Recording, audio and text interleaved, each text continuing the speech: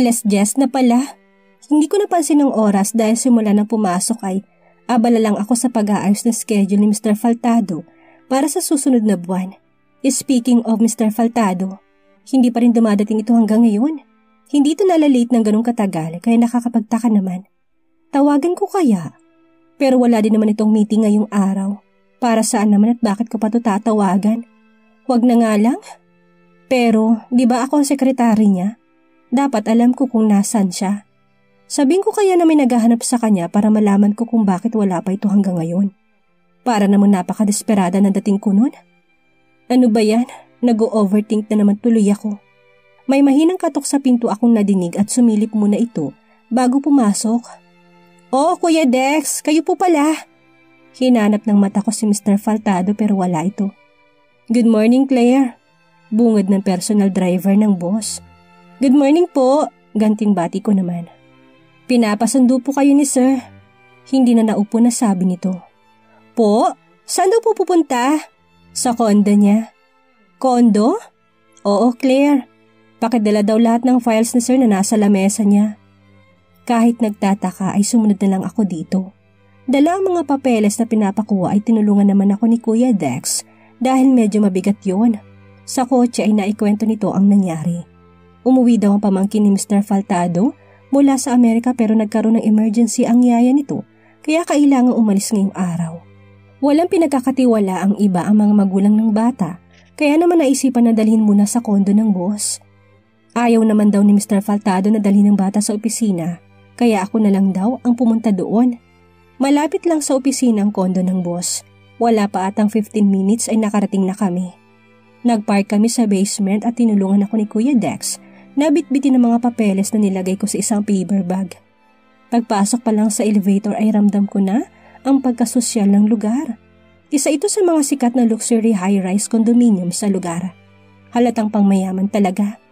Paglabas ng elevator ay lalo akong humanga dahil hallway pa lang ay napakaganda na.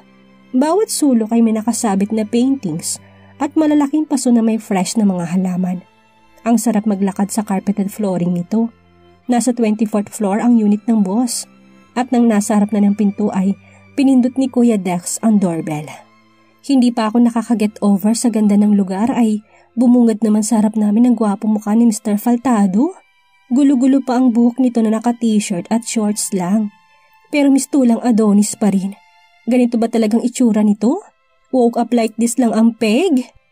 Diretso ang tingin nito kay Kuya Dex na parang hindi man lang ako nakita. Pag-apa ko pa lang sa loob ng unit nito ay halos malula na agad ako at napalunok dahil sa pagkamangha. Loft type ang condo unit nito na fully glass ang paikot na mga bintana. Kita atang buong tagig mula dito. White marble ang flooring na nagpapaaliwalas lalo ng kwarto. Magkahalong puti at itim lang ang mga muebles nito. Minimalist ang style kaya naman parang kay luwag-luwag. Parang hotel. O mas maganda pa nga ata kaysa sa hotel ang datingan nito. Hindi ko na nga maramdaman na nagpaalam na pala si Kuya Dex at naiwan ako nakanganga pa rin. Napansin ko lang na may pares na mga mata na nakamasid sa akin. Paglingon ko ay nakatingin pa lang boss sa akin. Para naman ako napahiya na nagyuko ng ulo. Good morning po sir. Bati ko dito pero umiwas na lang ako ng tingin. Good morning. Himala at gumanti ito ng bati. Good mood siguro. Hi! Are you Tito Lester's girlfriend? Nagulat ako sa isang cute na batang babae na lumapit sa paanan ko. Eto na sigurong pamangkin ng boss. Napakaputi ng balat nito at mamula-mula pang mga pisngi. May yakap pa itong unggoy na stuffed toy na kulay pink pero mas nagulat ata ako sa tanong nito. Ako daw bang girlfriend ng tito niya?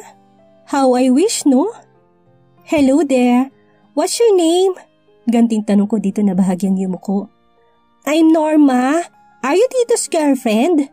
Sagot nito pero inulit na naman ang tanong. Ang kulit naman ng batang to. Nagtaas naman ako ng tingin at nasalubong ang mga mata ni Mr. Faltado na parang naghahantay ng sasagot ko sa bata. No, I'm just your Tito's secretary. Sagot ko sa bata na kumuntang noo. Secretary? Tito? What is secretary? Bulol pero napakakit na tanong nito na ngayon ay bumaling sa boss. Hindi ko na itagong matuwa kaya naman napangiti ako. Pagtaas ko ng tingin na nakangiting mukha din ng boss ko ang nakita ko at parang nalaglag na naman ang puso ko. Nagniningning palang mga mata nito kapag nakangiti. Parang nagliliwanag ang mukha nito. Dumobleng gwapo. Ano ba naman yan? Pilit itong ina-explain sa pamangkin ang ibig sabihin ng sekretary at sumalampak na sa sahig katabi ang pamangkin. Parang may kung anong humapla sa puso ko habang minamasdan kung paano nito kausapin ng bata. Kaya pala nito maging malambing at malumanay. Nakakapanibago dahil ngayon ko lang nakita ang side na ito ng amo. Iniiwas ko ang tingin at nagpasya na lamang na ibaba ang dalang laptop at handbag sa glass table kung saan inilapag ni Kuya Dex ang mga papeles nito. Buti pa'y buksan ko na lang ang laptop at ituloy ang ginagawa ko. Kaya naman hinata ko ng isang upuan at saka naupo doon. Habang patuloy pa rin ang pagpapaliwanagan ng dalawa. But Tito, do you also kiss your secretary? Napatigil ako sa pagtatype ng password sa laptop sa narinig na tanong ng bata. Kabata-bata pala may mga ganun tanungan na ito. Tumingin ako sa boss na nakatingin pala sa akin. Gusto ba niya na ako sumagot ng tanong ng bata? Baka magulat siya sa magiging sagot ko. Tito! Tito! Yugyug ng bata sa braso ni Mr. Faltado na nakaupo pa rin sa sahig. Buti na lang, kaya nakapagbawi agad ako ng tingin mula dito. Natapos ko na pag-schedule para sa susunod na buwan ng boss, kaya naman sinara ko ng laptop. Dinig ko ang tawanan at harutan sa sofa na magtito, kaya sinulyapan ko ang mga ito. Nakakatuwang makita ang boss ng ganito. Nakikipag-agawan pa ito ng stuffed toy sa bata. Panay tawa sa reaksyon ng pamangkin. Ang sarap sa tenga ng mga tawa nito. Marunong pala siyang tumawa. Biro mo yun, pero torture ata ito para sa akin dahil lalo akong may in love nito. Ay, kung kailan iniiwasan saka pa may mga ganap na ganito. Maya-maya ay nadinig ko naman ang isang nursery rhyme na tumutunog. Claire, are you done finalizing my schedules? Halos mapatalon ako dahil paupo na pala ito sa tapat ko. Kanina lang ay kalaro nitong pamangkin na. Paano biglang nasa harap ko na pala to?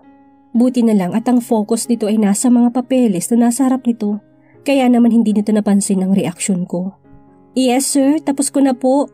Mahinang sagot ko habang pinilit kontrolin ang sarili. Ayoko kasing tumingin sa mukha nito.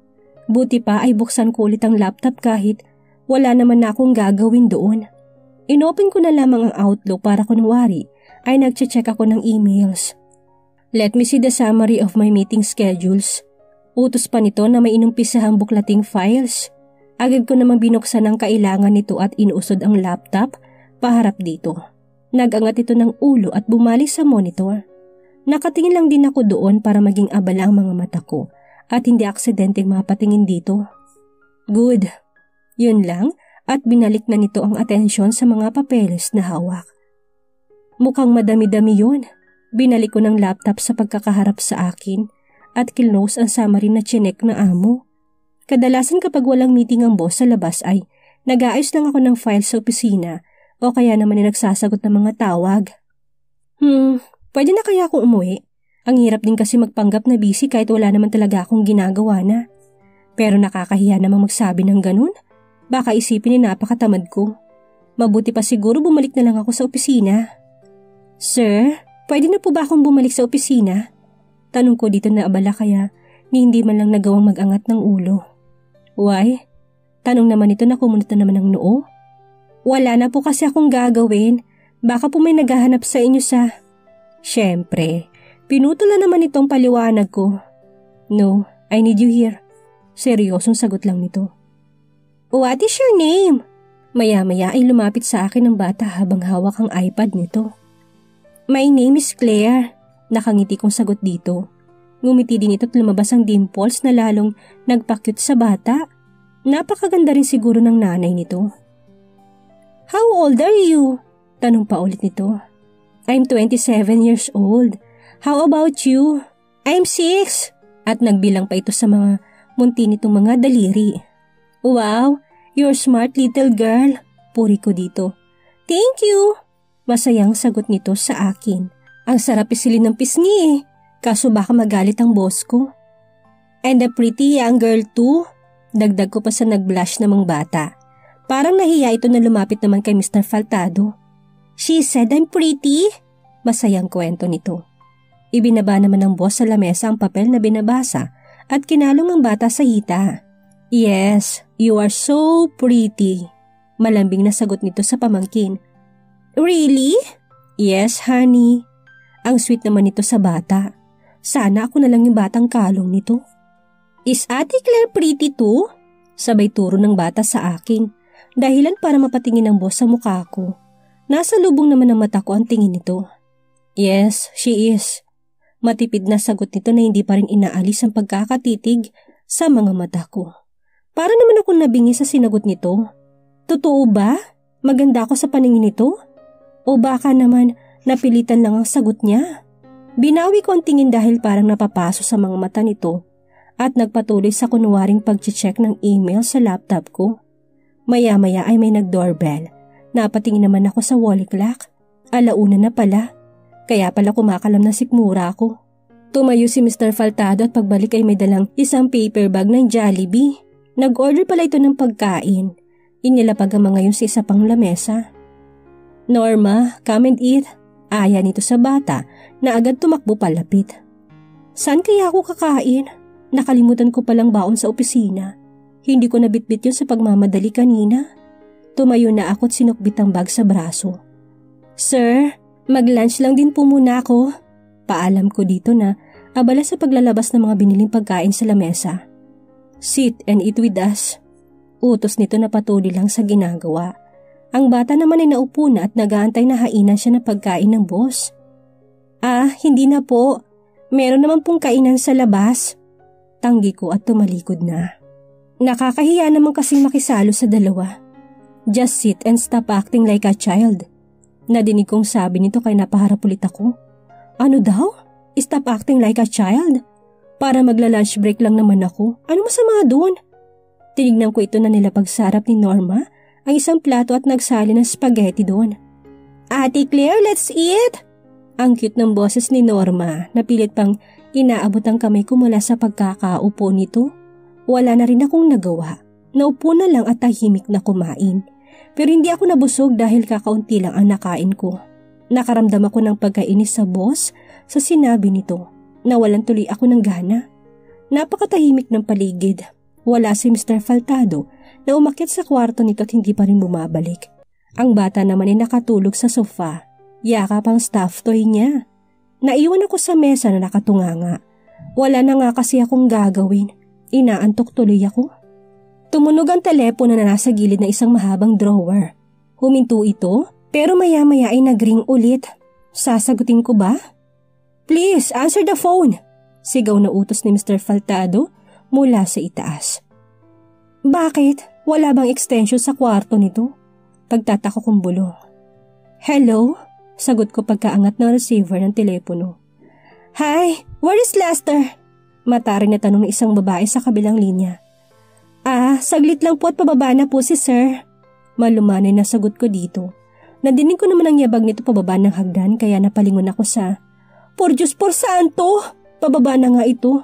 Nakatapos lang ng tuwalya, tumutulo pang basang buhok. Ilang beses ko na naman nakitang hubad ito pero hindi ko pa rin talaga maiwasan na hindi maglaway sa pagkakakita sa itsura nito. Nangangalit ang mga muscles sa braso at malalapad ang balikat nito. Siguro ay nagmamadaling lumabas ito at hindi pa tapos mag-shower. Nasa harapan ko na pala ito at inagaw ang receiver ng telepono sa kamay ko. Ako naman ay parang robot na hindi nakagalaw sa pagkakatayo. Nasa harap kong basa pang katawan ng amo. Napakagatlabi pa ata ako nang bumaba ang tingin sa bandang tiyan nito. May paabs pa ang lolo. May mangilang-ilang balahibo ito doon. Hanggang saan kaya mga yun? Bakit ba parang biglang uminit? May nagpatay ba ng aircon? Pinilig-pilig kong ulo. Buti pa bumalik na lang ako sa mesa para kasi ako matutuyuan ng lalamunan sa nasa harapan ko ngayon. Dahan-dahan akong humakbang sa gilid para lumayo. Pero nagulat ako nang humarang ang katawan nito sa daraanan ko. Nang dahil doon ay napaangat ang ulo ko sa mukha nito na sinalubong naman ang tingin ko. Huwag mo sabihin kanina pa ako pinagmamasdan nito. Patuloy lang ito sa pagkikipag-usap sa telepono pero ang mga matay nakatuon sa akin.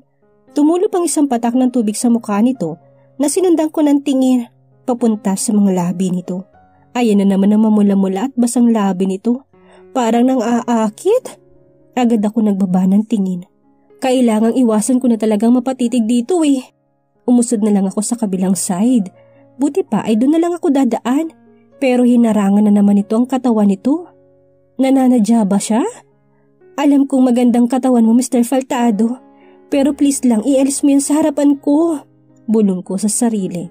Hindi ako mag-aangat ng ulo. Sige, magpatigasan tayo. Dagdag ko pang sabi sa utak ko habang nakayuko. Aantayin ko na nga lang matapos ito sa kausap niya. Ayaw akong padaanin eh. Maya-maya ay nakita ko nang ibinaba nitong telepono. Sa wakas ay, nagulat ako ng dahan-dahang inangat nitong mukha ko gamit ang daliring ngayon ay nasa baba ko. Don't you want to look at me? Tanong nito na nakakunot ang noo. Ako naman ay parang natamimi. Ano bang sasagot ko dito? Umiiwas na nga ako pero bakit ba parang lalo pa itong nanunukso? Tito, is that mommy? At sabay kaming napalingon.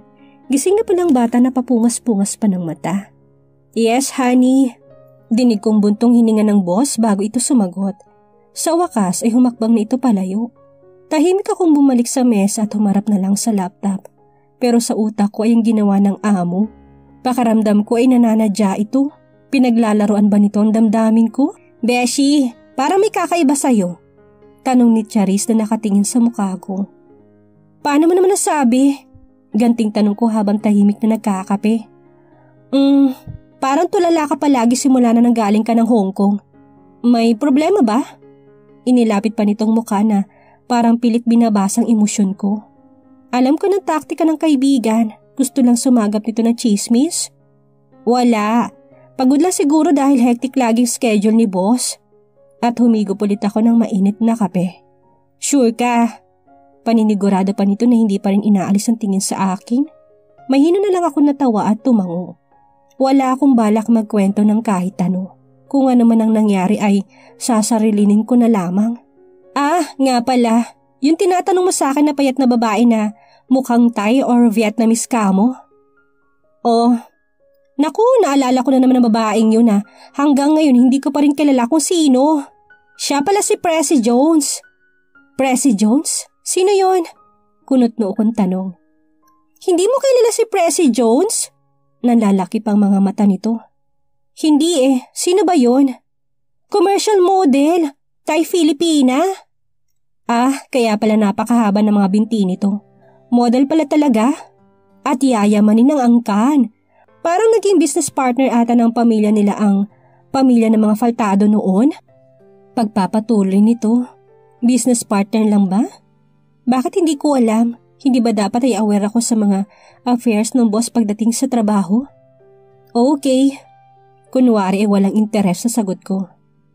Ex-fiancé yata ni Mr. Faltado yung babae. Dagdag pa nito. Pag-uulit ko sa narinig. Iyon ang sabi. Alam mo, ni-research ko talaga yan kasi na-curious ako. At proud pa si Charis nang umiti. Saan mo naman nalaman yan? Nakita ko sa isang online magazine. Talaga? Anong online magazine yan? Bakit? Interesado ka? Gusto mo bang basahin? Hindi, natanong ko lang. Sabay tayo dahil 8:00 na pala. Google search, Presi Jones, Wikipedia. Nasa Wikipedia siya?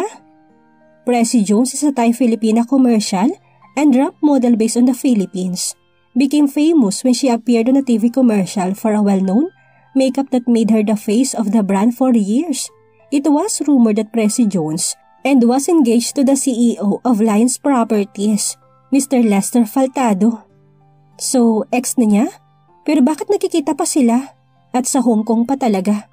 Si Rosel at ngayon naman ay etong Presi. Ilan na kayo naging girlfriend ni Mr. Faltado? Sa bagay, hindi naman nakakapagtaka kung marami. At napakalumbaba ako sa mesa na hindi ko namamalayan. Magandang mata kahit parang laging galit ang mga yun. Matangos ang ilong, kisabol ang mga labi, mapupula pa ata kaysa sa labi ko. Maganda ang tindig, alaga ang katawan at palagi pang mabango. Sino bang hindi magkakagusto? Kahit napakaseryoso palagi ng mukha nito tulad ngayon ay nasa harapan ko na pala to. Good morning, sir. Bati ko dito na napabalikwas pa sabay tayo. Mata man ito nakatingin sa akin, nakakunot na naman ang noo. Tumikim lang ito at lumakad na papasok sa opisina niya. Bumalik na lang ako sa pagkakaupo. Kaaga-aga naman kasi lumilipad na kaagad ang utak ko. Napahawak naman ako sa baba ko at naalala ang paghawak ng boss doon kahapon. Pinilig ko na lang ang ulo dahil baka may maalala kong iba na pilit kinakalimutan ko na. Kailangan ko mag-focus. Ngayong buwan nakatakda ang events na sinet para sa bagong projects ng kumpanya. Maraming ganap sa mga susunod na araw. Ngayong araw ng unang event in collaboration with Quintes Media, ang kumpanya nila Mr. Sandoval, dahil ito sa ilalunch namin na isang bagong tayong luxury condominium sa QC, malapit sa isang sikat na universidad sa bansa. Nakuha kasi namin ng sole and exclusive rights para i-market ito. Kahit na may sarili naman kaming marketing team, ngunit masabala sila sa self-owned properties ng kumpanya. Target naming unit owners ay college students sa lugar at dahil doon ay may mga inibitahan kami mga guest para maka-attract ng mga potential buyers and leads. Hindi ko alam ang buong detalye dahil wala na ako sa marketing division. Pero okay lang dahil present naman kami sa event na gaganapin mamayang 6:00 ng gabi. Yes, overtime na naman ako nito. Pero kasama sa kontrata ko yun kaya bawal ang umangal. 4:00 na makarating kami sa lugar at naabutan ng buong marketing ang leasing team sa conference room. Andun na rin syempre si Mr. Sandoval na sinalubong kami na masaya nitong muka. Good afternoon, Mr. Faltado.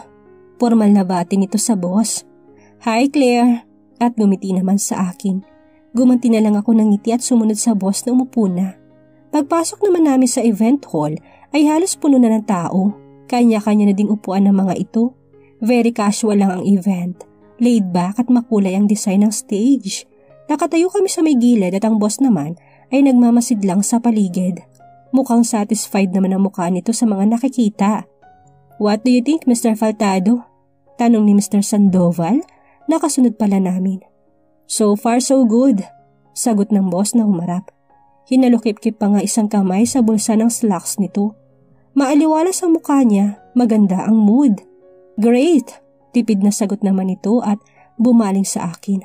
How about you, Claire? Do you like it? At bahagyang yumuko pa para tingnan ang mukha ko. Opo, sobrang ganda po. Sagot ko dito na tipid lang ng umiti. Beautiful, just like you. Dagdag pa nito sabay tawa. Mahilig na talaga itong mambola kaya nasasanay na din ako sa lalaki.